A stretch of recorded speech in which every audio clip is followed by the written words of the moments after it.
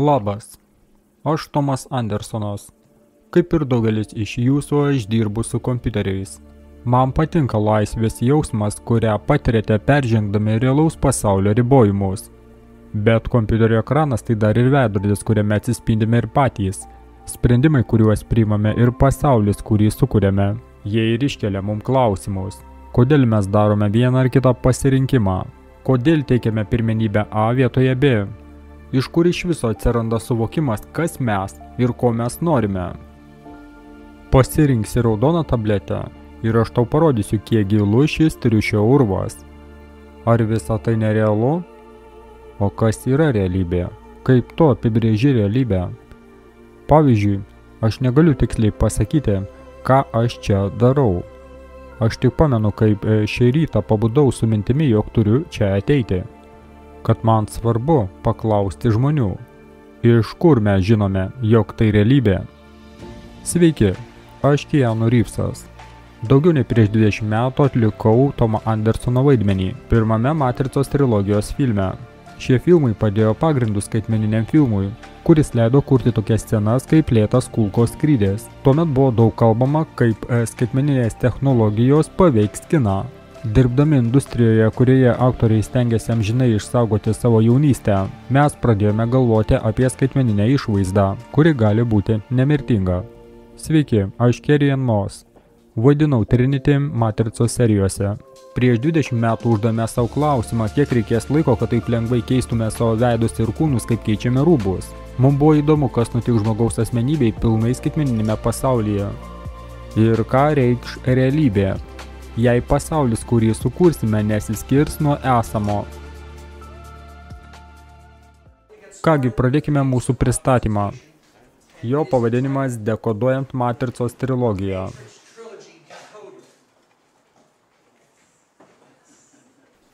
Kas yra Matrica? Kas yra Matricos trilogija? Taip, tai fantastinės mokslo istorijos. Tačiau iš tikrųjų šie filmai yra alegorija. Šį terminą verta paaiškinti. Alegorija yra istorija, eilėraštis ar paveikslas, kurie gali būti paaiškinti juose užkoduotos paslėptos reikšmės. Mes šiandien ruošiamės iššifruoti, dekoduoti esančią joje žinutę. Parodyti jums, apie ką šie filmai yra iš tikrųjų. Ir parodyti, jog ši fantastinė trilogija iš tikrųjų apibūdina mūsų pasaulį. Ir alegorija paprastai duoda moralinio ar politinio charakterio pamoką. Ir taip, alegorija esanti Matricoje mums sako, jog pasaulis yra visiškoje kontrolėje. Tai istorija apie valdymo sistemą, kuri jau yra dalis pasaulio, kuriame mes su jumis gyvename. Ir jį valdo paslėptos, slaptos ar kitaip okultinės jėgos. Ši alegorija apie tai, kaip šis pasaulis buvo paverstas į kalėjimą, kad mes iš tikrųjų gyvename visuomenėje, kurie niekuo nesiskiria nuo kalėjimo ir dažniausiai to net nesuvokdami. Bent jau didžioji dalis žmonijos to nesuvokia, o tie, kurie esate čia, manau, to aiškinti nereikia. Bet geroji dalis yra ta, kad Matricoje esanti alegorija mums nurodo į raktą. Parodo mums, kaip mes galime ištrūkti iš šio kalėjimo, kuris sukurtas aplink mus. Toliau, kiekvienas iš filmų atsako į vis kitą klausimą. Pirmoji dalis atsako, kas yra Matrica. Ir mes kalbame apie Matricos prigimtį, kas tai yra, kas tuo turėtų omenyje. Štai ką pasakoja pirmoji filmo trilogijos dalis. Antroji dalis pasakoja, kodėl mes atsidūrėme Matricoje, kokie faktoriai mus atvedė į dabartinę padėtį. Ir mano nuomonė, būtent dėl šios priežasties. Antras filmas ne toks populiarus kaip pirmas. Žmonės, kurie geba įžvelgti kontrolės sistemą, bent jau tie, kurie netmeta, jog kontrolės sistema egzistuoja šiame pasaulyje, vis viena priešinasi supratimui, kodėl ši kontrolės sistema egzistuoja jame ir kas daro ją tokią stabilę. Ir pats nepopuliariausias iš visų tai trečias filmas, nes jis atsako, kaip mes galime ištrūkti iš Matricos, o tai informacija, kurią žmonės mažiausiai nori girdėti. Todėl, kad tai reikalauja gilių permainų viduje, mintyse, jausmuose, poelgiuose. O tai ir yra tai, kam mes labiausiai priešinamės. Todėl antroji ir trečioji dalis, mano nuomonė, net iš tolo neprilygo pirmajai pagal skirtą dėmesį. Taigi, įdėmiau pažvelgime į pirmąjį filmą, kuris atsako, kasgi yra matrica. Istorija prasideda viešbutyje pavadinimo miesto širdimi. Tai yra, viskas prasideda širdyje. Tai labai simboliška, kaip mes tuo toliau ir įsitikinsime, nes daugelis žmonių nepastebi to, kad filmas prasideda ir baigėsi vienoje ir toje pačioje vietoje, širdyje. Filmas iš esmės padaro ratą, ciklą. Ir Neo atsiduria šiame pastate ir filmo pabaigoje.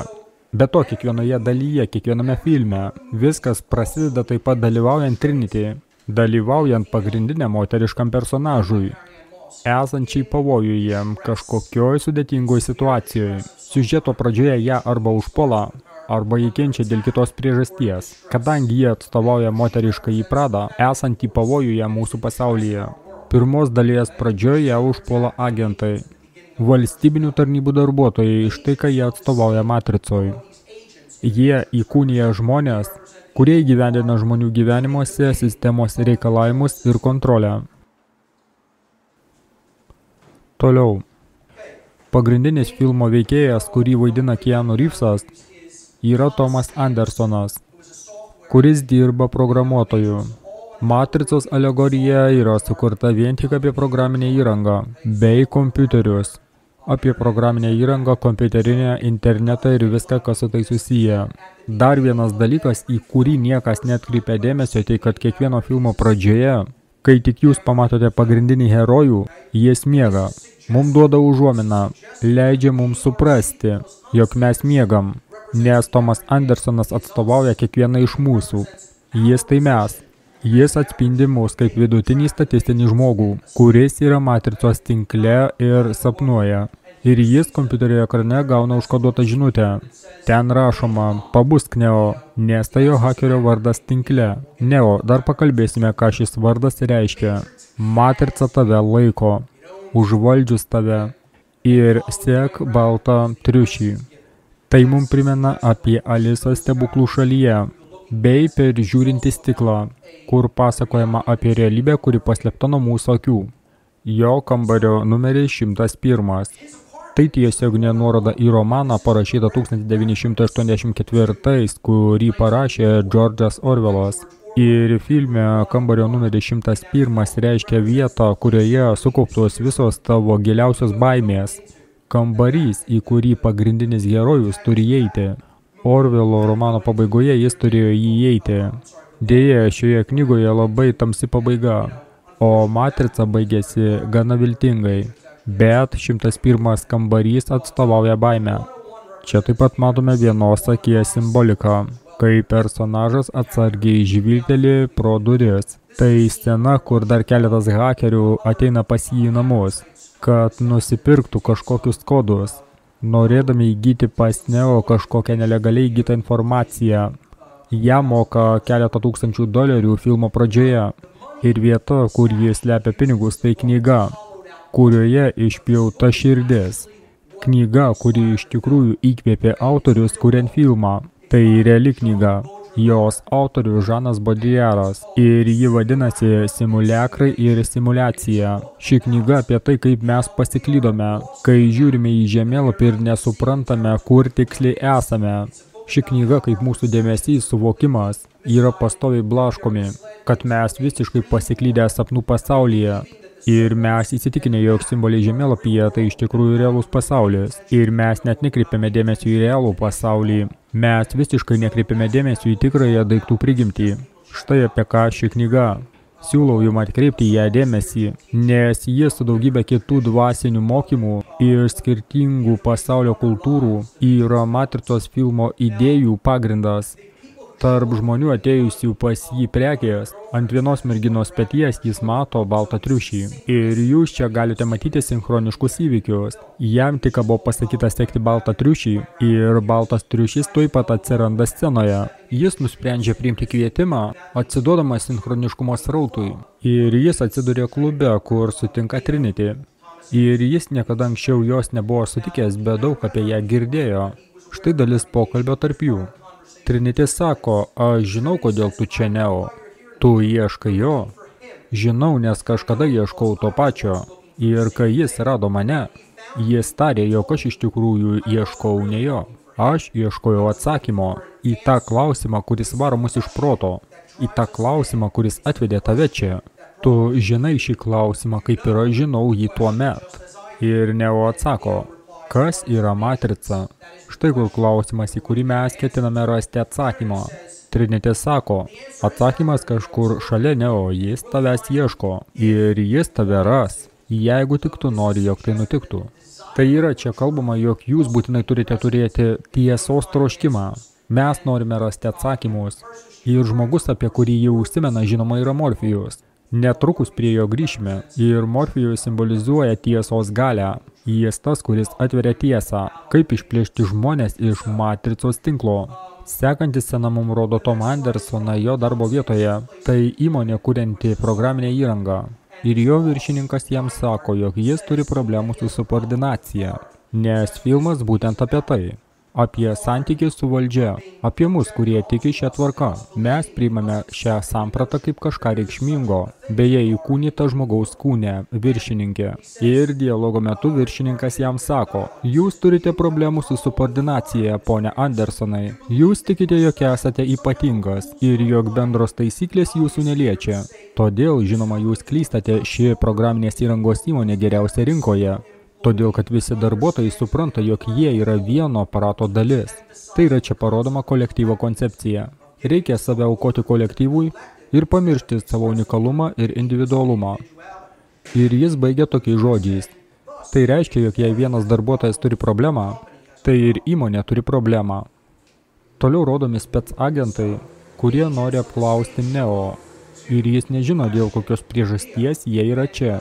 Jis kalba telefonu su Morfėjum ir Morfėjus jam sako, aš tavęs ieškojau, bet nesu tikras, ar tu pasiruošęs pamatyti tai, ką aš noriu tau parodyti. Tai yra dauguma žmonių nėra tam pasiruošę. Jie priešinasi tiesai, jie nenori jos matyti. Ir jis sako, dėja, mums laiko beveik nebeliko.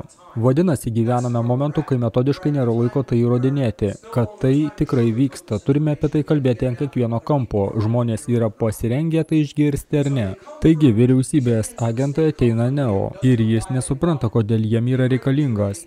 Jie atveda jį į savo biurą, kad apklausti. Jie bando jį išgąsdinti, įbauginti, įteikti jam baimę. Tai viena keisčiausių scenų filme. Nes vienas agentų sugeba priversti jo lūpą susiklijuoti ir priversti jį tylėti. Tai simbolizuoja, jog jie nori, jog užsičiauptume mes. Jie visai nenori, kad mes išreikštume savo nuomonę. Jie nori, jog mes bijotume ir būtume tylūs. Bijotume ir neįsiskirtume. Žaistume pagal jų taisyklės. Todėl būtina apie tai kalbėti garsiai labiau nei bet kada. Toliau jie jam įdeda blakę. Jie prievarta įskiepėja jam blakę per bambą. Čia kalbama apie tai, jog jie nori mus užkrėsti baimę, kad dabar jie visada mūsų pasiklauso. Oi, aš negaliu tai kelti į savo Facebooką, jį pastoviai stebi. Aš negaliu apie tai kalbėti internete, nes jie tai sužinos. Atmeskite tą baimę, nebijokite išeiti ir kalbėti tiesą. Jeigu atstovaujate tiesą, niekas prieš jūs neatsilaikys. Noriu, kad vyriausybės tarnautojai išgirstų, apie ką aš kalbu. Nes galbūt jie kažką supras. Suprantate? Ta baimė turi būti išsklaidyta ir pamiršta. Ir galiausiai jis sutinka Morfėjų. Morfėjus graikų mitologijoje atstovauja sapnų dievui. Jis parodo ir paaiškina sapnus. Štai ką jis iš tikrųjų reiškia. Tai garsioji scena, kai susitinka Morfėjus, Trinity ir Neo. Būtent Trinity juos suveda. Trinity simbolizuojanti mūsų emocijas, jausmus, vedančius į mūsų veiksmus, kurie yra mūsų valios apraiška, ką ir simbolizuoja Neo, kartu su mąstymu, kurį atstovauja Morfėjus. Todėl pažvelgime į šiuos tris personažus, ką jie iš tikrųjų simbolizuoja. Jie yra mūsų skirtingi sąmonės aspektai, mūsų sąmonės apraiška. Ir Neo simbolizuoja, geriau pradėsiu nuo Morfėjaus. Mūsų sąmonė sudaryta iš 3 modelių arba varančiųjų jėgų. mūsų minčių, mūsų emocijų ir veiksmų. Yra 3 keliai, kuriais mes save išreiškime per sąmonę. Morfėjus atstovauja protą. Jis yra mentalinis sąmonės aspektas. Jis mūsų intelektas. Naudodami protą mes įgyjame žinias. Mes užmesgame ryšį su tiesa, štai ką atstovauja Morfėjus. Tai, kas atvers mums tiesą. Trinity yra dvasia. Ji yra šventa moteriška pradžia. Širdis, mūsų užuojauta, meilės energija. Štai ką atspindi ji. Ji yra tarsi tiltas tarp 2 kitų. Širdis sujungia mūsų valią ir mūsų protą. Širdis yra centras. Mūsų veiksmus simbolizuoja Neo. Jis valia. Jis atstovauja drąsą, vyriškumą, sąžinę, norą daryti tai, ką mes laikome teisinga. Jis simbolizuoja mūsų laisvės troškimą, tikrosios laisvės.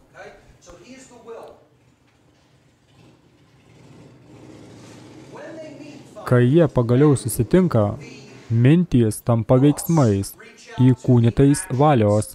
Jie pagaliau susitinka viešbutyje. Ir Morfėjus pateikia Neo pasirinkimą. Ir štai jų dialogas. Tu čia, nes tu kažką žinai.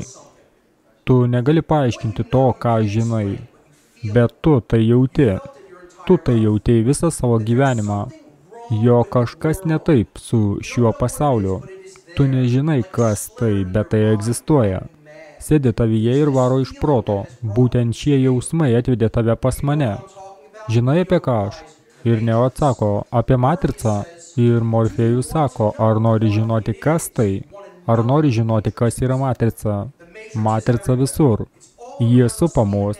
Netgi šiame kambaryje tu ją matai, kai žiūri pro langą. Kai eini į bažnyčią, kai jungi televizorių, jauti ją, kai eini į darbą, kai moki mokesčius. Šis pasaulis tik rūkas prieš tavo akis, kuris tave akina, kad nematytum tiesos. Ir Neo klausia, kokios tiesos?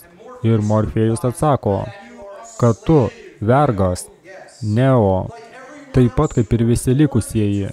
Tu gimei nelaisvėje, kalėjime, kurio nei paliesi, nei užuosi, nei paskanausi, tavo proto kalėjime. Deja, niekam neįmanoma papasakoti, kas yra matrica. Turi pamatyti ją pats. Mes turime turėti pakankamai atvirą protą, kad pamatyti kontrolės sistemą. Niekas iš esmės negali mums paaiškinti, kas tai yra. Mums reikia turėti ant tiek atvirą sąmonę, kad pamatytume ją patys. Jis sako, tai tavo paskutinis šansas. Po to kelio atgal nebebus. Jei renkiesi mėlyną tabletę, viskas baigsi šioje vietoje, tu pabūsi savo lovoje ir tikėsi visko, ko norėsi. Jei pasirinksi raudoną, papulsi į stebuklų šalį. Ir aš parodysiu, koks gilus triušio urvas. Tai dar viena nuoroda į Alisą. Ir tai mums sako, jog tiesa, tam, kad suvokti tiesą, reikia padaryti pasirinkimą, kurį galime padaryti tik patys. Ir dažniai čia pavaizduoti kaip tabletės yra šios alegorijos dalimi. Mėlyni dažniai susiję su pasyvia, besitraukiančia energija. Ir tai reiškia, jog jeigu tu nenori tiesos, tu ir toliau dreifuosi į mėlyną dažnių lauką. Raudona atsakinga už proveržį pirmin, už valios dominavimą, sekimą paskui tiesą, kurį bevestų. Tai vyriškas pagrindas, kurį mes turime panaudoti, verždamėsi į tiesą. Tu turi panaudoti valią, kad iš tikro galėtum suprasti, kas vyksta šiame pasaulyje. Štai kodėl jis turi priimti raudoną tabletę ir atsisakyti mėlynos. Jis turi priimti tiesą ir žengti pirmin kartu su ja. Sekti ten, kur jį veda, vietoj to, kad praeiti pro šalį. Štai ką tai simbolizuoja. Gerai, ir žinoma, pagrindinis personažas, Neo. Jis pasirenka raudonąją tabletę. Bet iki to, kai jis tai daro, Morfėjus pabaigai sako, prisimink viskas, ką siūlau, tai yra tiesa. Turėjau omenyje, kad tai nebus nerūpestingas nuotykis, nes tiesos suvokimas nebūna malonus. Po to siužetas įsibėgėja nuo to momento, kai išgeriama raudona tabletė. Ir po to įprastas pasaulis aplink jį išnyksta, dingsta nebūtyje. Ir jis pabunda pasaulyje pilname siaubo. Tokia tiesos kaina. Visos tavo iliuzijos, kuriomis tikėjai iki tol, ištirpsta akyse. Ir tu pabundi ir matai mūsų realybės siaubą. Jis pabunda kažkokioje talpoje, pilnoje kažkokio gelio, prijungtas prie kažkokių laidų, jo kūnas pilnas kažkokių mechanizmų. Tai apie tai, jog sistema į mus įsikibusi visais savo čiuptuvais. Ji įsikibusi kiekvieną mūsų gyvenimo dalį. Turime išsivalyti nuo jos, nusimesti jos čiuptuvus. Ir kai jis pirmą kartą dairosi aplink, toli, kur be pažvelgsi, visur talpyklos su žmonių kūnais, kurie yra nesąmoningos būsenos.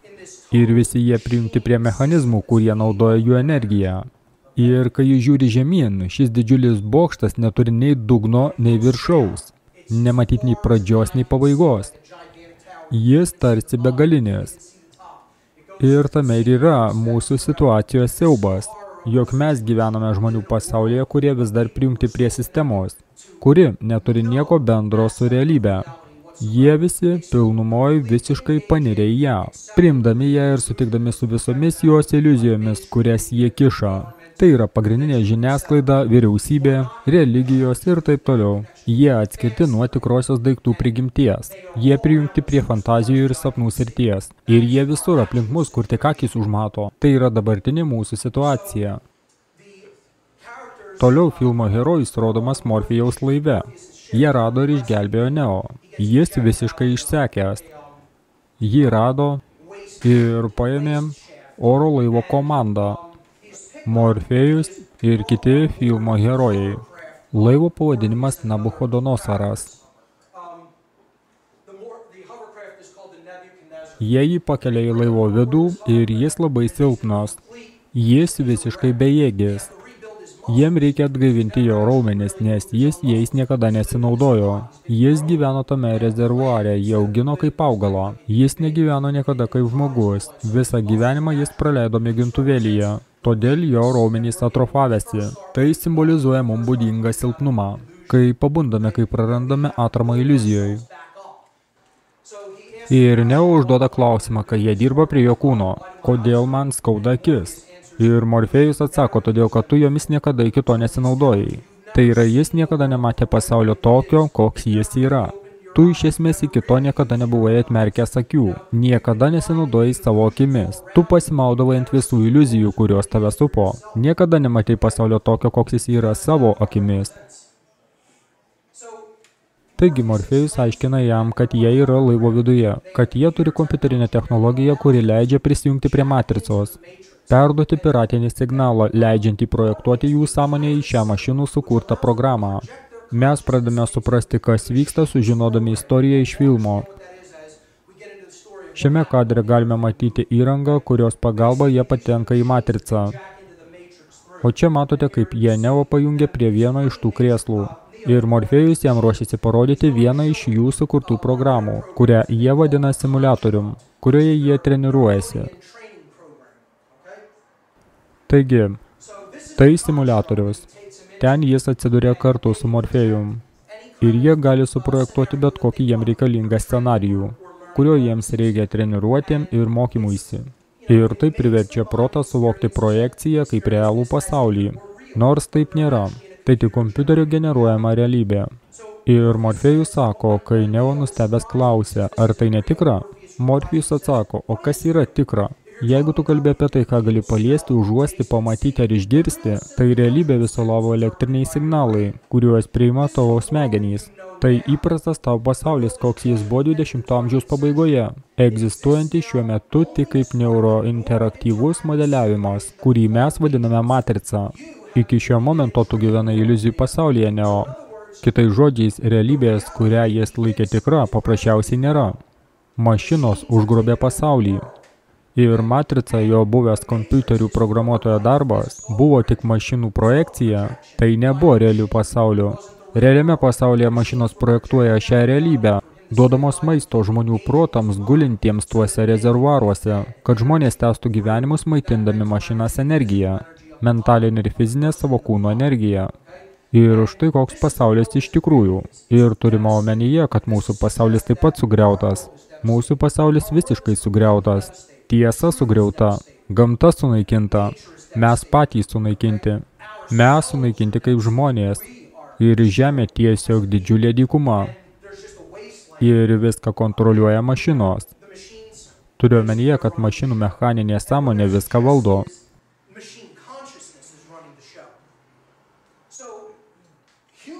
Žmonės daugiau nebegimsta, kaip pasakoja Morfėjus. Juos dabar augina tuose rezervuaruose. Ir šios didžiulės į gyvatę panašios mašinos augina žmonių būtybės esančias šiuose mažuose mėgintuvėliuose. Ir štai kas daroma su jais nuo gimimo. Jie prijungti prie to aparatų. Jie maitina sistemą. Jie atiduoda savo energiją sistemai. Tai parodo mus maitinančių šią sistemą su mūsų sutikimu. Tai yra Morfėjus pasakoja, dirbtinis intelektas užgrobęs pasaulį buvo vienintelė sąmonė sukūrusi rasę, visą mašinų rasę. Taigi jis kalba apie jį kaip apie sąmonę, apie mechaninę sąmonę. Tai intelektas visiškai neturintis išminties. Tai intelektas visiškai neturintis širdies, rūpestingumo ir nuoširdumo. Tai mašinų pasaulis. Tai pasaulis gyvenantis po šūkiu, man visiškai nerūpi tol, kol aš gaunu, ko noriu. Mes gyvenam lygiai tokioje pačioje matricoje. Tai sąmonė, kuri maitina šią kontrolės sistemą. Ir jis sako, mašinos rado savo energijos šaltinį, kuris jas aprūpina. Turime omenyje žmogaus būtybės. Jie maitinasi mūsų energiją. Ir jis sako, ten begaliniai laukai, kur žmonės daugiau nebegimsta kaip anksčiau. Juos augina. Ilgą laiką pats negalėjau patikėti, kol nepamačiau jų savo akimis. Stovint prieš juos, matydamas griežtą bauginantį eilių taisyklingumą, priėjau prie akivaizdžios tiesos. Čia mes gauname atsakymą į pirmojo filmo užduotą klausimą. Morfėjus asmeniškai atsako į šį klausimą. Jis sako, kas yra matrica? Tai kontrolė. Štai kas yra matrica.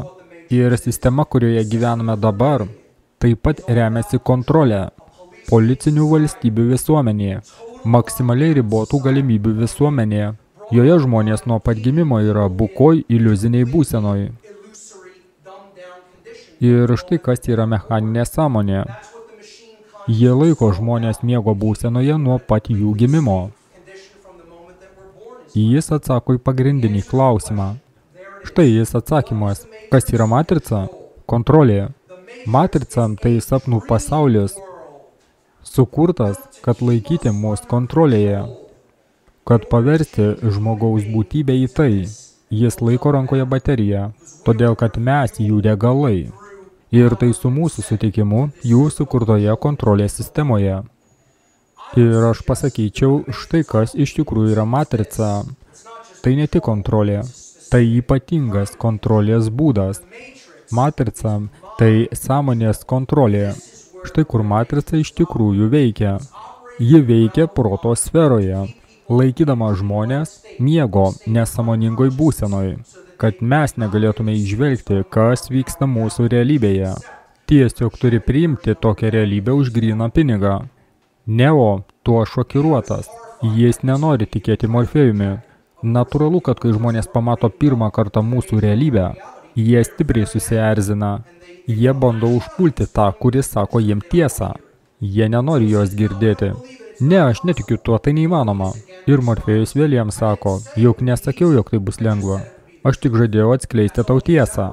Tai viskas, ką jis jam siūlė. Jis nesakė, jog Neopa bus fantazijų pasaulyje, stebuklų pasaulyje. Tu pabundi tam, kad pamatytum tiesą tokia, kokia ji yra. Siaubingą pasaulį, kurį pakeisti mūsų atsakomybė. Po to jis pribaigė jį dar siaubingesnę informaciją, kurią Neo dar mažiau nori girdėti. Morfėjus sako, kai jis klausia, ar negali grįžti atgal. Jis sako ne, bet jeigu galėtum, ar tikrai to norėtum?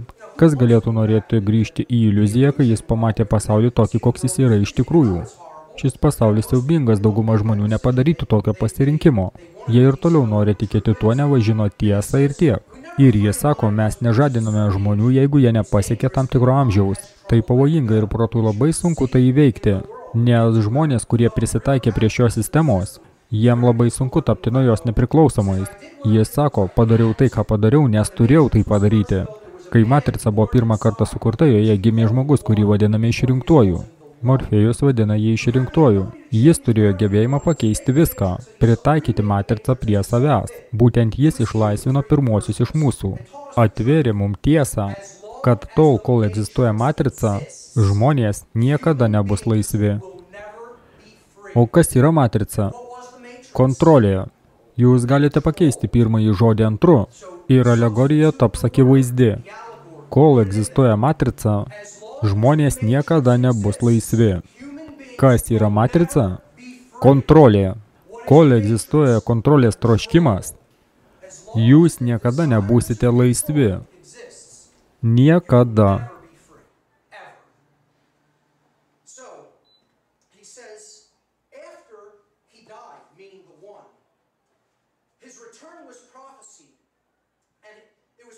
That his coming would hail the destruction of the matrix, the destruction of the world of control.